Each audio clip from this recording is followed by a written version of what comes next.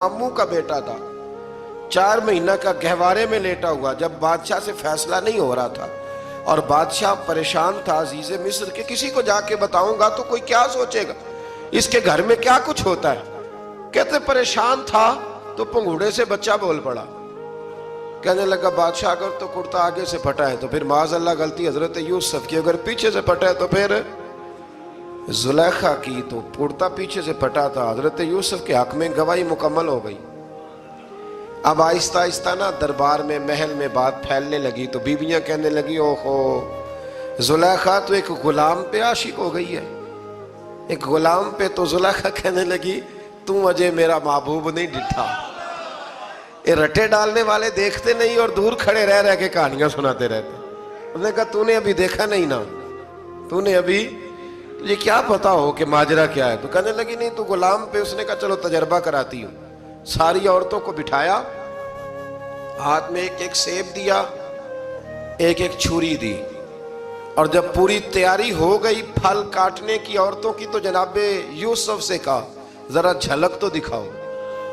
तो हजरत यूसुफ ने जब झलक दिखाई तो कुरान कहता है सेब काटने की बजाय हाथ काट लिए और कहने लगी ओहो ये कोई बशर नहीं, ये तो कोई फरिश्ता है, ये कोई फरिश्ता है, ये तो कोई अल्लाह तबारक व तआला की तरफ से आने वाला कोई करामत वाला इज्जत वाला शान वाला फरिश्ता है। तो हज़रत जुलेखा कहने लगी समझ आई है फिर तो मुझ पर शिकवा करती थी। तो अब वो बात भी आहिस्ता आहिस्ता फैलने लगी कि हजरत यूसुफ अलैहिस्सलाम की गलती नहीं, गलती जुलेखा की। अब बादशाह ने जुलेखा से कहा कि अगर तो मैं तेरी बात करूं तो तेरे साथ मेरी बदनामी का भी डर है, क्या करें। तय ये पाया कि हजरत यूसुफ को जेल में डाल दिया जाए। पहले भाइयों के थप्पड़, फिर कुआं, फिर मिस्र की मंडी, फिर जुलेखा का इल्ज़ाम, और फिर बारी आ गई जेल जाने की।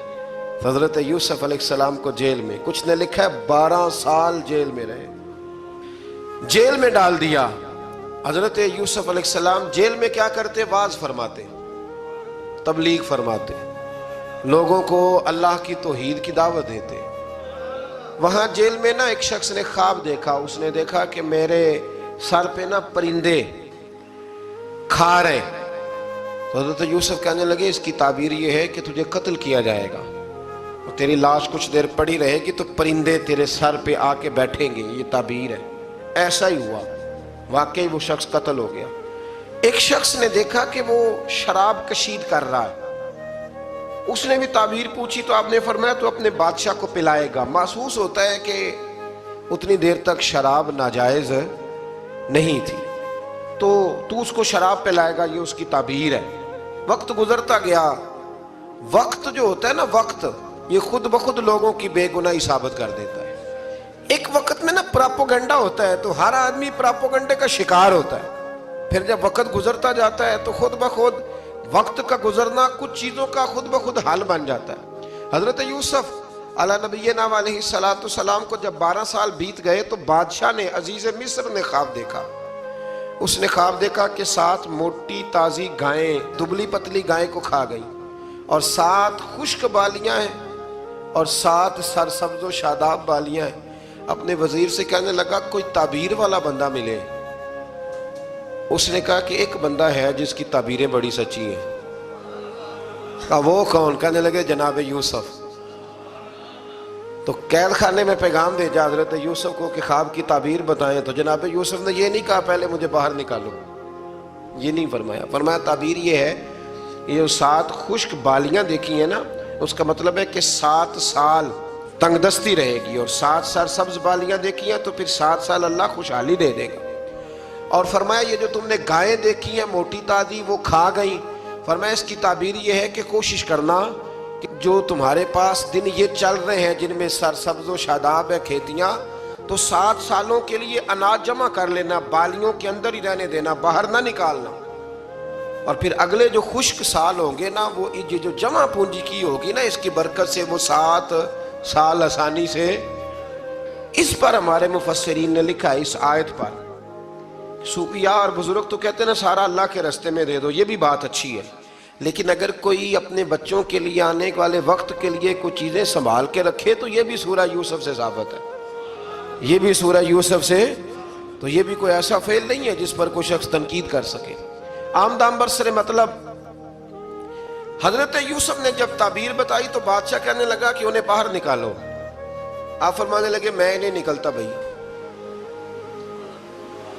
نہیں نکلتا میں جیل سے، یہی ٹھیک ہوں میں۔ آپ کیوں نہیں نکلتے؟ کہنے لگے پہلے اعلان کر کے لوگوں کو بتا کہ میں بے قصور ہوں۔ وہ جو تو نے پراپوگنڈا کیا نا اپنے منہ سے اعلان کر۔ اس نے جناب زلیخا کو بلایا، ان عورتوں کو بلایا، وہ عورتیں ساری سامنے آئیں، انہوں نے گواہی دی کہ یوسف تو بے گناہ ہے۔ پر سال کتنے لگ گئے؟ اللہ اکبر، 12 سال لگ گئے۔ یقین کریں کچھ لوگوں کو یہ ثابت کرنے میں نا کہ میں ٹھیک ہوں زندگی بیت جاتی ہے، اور میں تمہارا خیر کا ہوں زندگی بیت جاتی ہے۔ لوگوں کو ہوش تب آتی ہے جب مزار پر چادر ڈالنے کا ٹائم آ جاتا ہے، ہوش تب آتی ہے، لیکن پھر ہوش کا کوئی فائدہ۔ 12 سال کے بعد بادشاہ نے ان کو بلایا اور کہنے لگا کہ یہ جو خواب میں نے آپ کو سنایا اب کرنا کیا ہے؟ تو حضرت یوسف کہنے لگے تم سے کچھ بھی نہیں ہوگا، اگر کچھ کرنا ہے تو پھر یہ خزانے کی ذمہ داری میری لگاؤ۔ اگر کوئی قابل آدمی ہو تو وہ آگے بڑھ کے بات کر سکتا ہے، یہاں ہر بندہ ہی آگے بڑھ کے کہتا ہے مجھے دے دو ڈیوٹی، لیکن قابل ہو تو وہ آگے بڑھ کے بات کرے اور سمجھے کہ میرے علاوہ کسی کے لیے مشکل ہے تو پھر وہ آگے بڑھے۔ حضرت یوسف نے جب کہا تو انہوں نے آپ کو وزیر خزانہ بنا دیا۔ پھر ایک وقت آیا کہ وہ عزیز مصر ہی بن گئے، قحط پڑ گیا۔ جب مصر میں قحط پڑا تو دائیں بائیں بھی قحط پڑا، کنعان کے آپ رہنے والے تھے، وہاں بھی قحط پڑا۔ حضرت یعقوب بیٹے کی یاد میں رو رو کے تو آنکھوں کی بینائی چلی گئی۔ اور یارو باپ بھی بڑا ہی پیار کرتا ہے، بڑا ہی پیار کرتا ہے، بڑا ہی پتہ ہے۔ باقی تمہیں تحفے دیتے ہیں، باقی تم سے محبت کرتے ہیں، تو باپ تو بیٹے کو اپنی جوانی دے دیتا ہے، اپنی جوانی اپنے بیٹے کے نام کر دیتا ہے۔ باپ بھی بڑا ہی پیار کرتا ہے سنگیو، کوئی نہیں تول سکتا۔ بچے ایسے گھوم رہے ہوتے ہیں نا ابا جی کے سامنے تو ان کا اٹھنا بیٹھنا چلنا ہی بڑا پیارا لگتا ہے، کا آنا جانا ہی بڑا پیارا لگتا ہے۔ باپ کا تو قد روز اونچا ہوتا ہے کہ اللہ نے مجھے لال عطا فرمایا۔ حضرت یعقوب کی آنکھوں کی بینائی چلی گئی رو رو کے۔ بھائی حضرت یوسف کے جب قحط پڑا تو انہیں پتا چلا کہ ایک واحد شہر مصر ہے جہاں گندم سٹاک ہے، کیونکہ حضرت یوسف کو پتا تھا، خواب بادشاہ دیکھ چکا تھا، تو آپ نے مال 7 سالوں کے لیے جمع کر لیا۔ اب بھائی آئے، اللہ اکبر، دشمن سامنے نظر آئے، مخالف حاسد، تو پھر انسان ٹھہرا رہے اور انسان کمزور نہ ہو، طاقتور ہو، اتنا طاقتور ہو کہ حکمران ہی بن گیا ہو۔ ذرا نبیوں کے حوصلے بھی دیکھنا، پیغمبروں کے حوصلے بھی دیکھنا۔ بھائی آئے، کہا گندم چاہیے، تو جناب یوسف نے اوہو پائیاں جیا ساکھ نہیں کوئی جی وچ خار نہ ہوئے۔ ہاں، اور میاں صاحب فرمایا کرتے تھے پائی پائیاں دیاں باواں ہوندے تے پائی پائیاں دے ویری۔ بھائی جیسے ہی داخل ہوئے تو جناب یوسف کی آنکھیں بھار آئیں، رو پڑے، او میرے بھائی آ گیا، رو پڑے۔ وزیر مشیر دائیں بائیں دیکھتے ہیں کہ حضرت یوسف کو کیا ہوا، رو پڑے اور بھر بھر کے گندم دی، اس کو اشارے کرتے چل تھوڑی اور ڈال دے، چل تھوڑی اور ڈال دے۔ جب بھائیوں کو دے چکے تو پھر فرمانے لگے کہ شاید اس سے گزارا نہ ہو، ضرورت پڑی تو دوبارہ بھی آ جانا۔ اپنی قوم کو ترس دے رہے تھوڑا تھوڑا کھاؤ، ان بھائیوں کو کہتے ہیں ضرورت پڑی نا آ جانا دوبارہ۔ اور کہنے لگے تمہارا ایک اور بھائی بھی ہے، کہاں ہے؟ بنیامین نام ہے۔ فرمایا ہو سکے تو اسے بھی لے آنا۔ بھائی پیسے لے کے آئے تھے گندم لینے کے لیے، اور جب واپس جانے لگے تو حضرت یوسف نے ان کی رقم دوبارہ رکھ دی، وہ دوبارہ ان کی بوریوں میں رکھ دی۔ گھر جا کے انہوں نے کھولی تو گندم بھی تھی اور پیسے بھی تھے۔ بھائیوں سے پیسے تھوڑی وصول کرنے، جا کے اپنے والد سے کہنے لگے ابا بادشاہ بڑے دیکھے ہیں پر اس میں کوئی خوشبو دیکھی، تو اس نے کہا ہے کہ اپنے دوسرے بھائی کو بھی لے کے آنا، تو بنیامین کو لے جائیں۔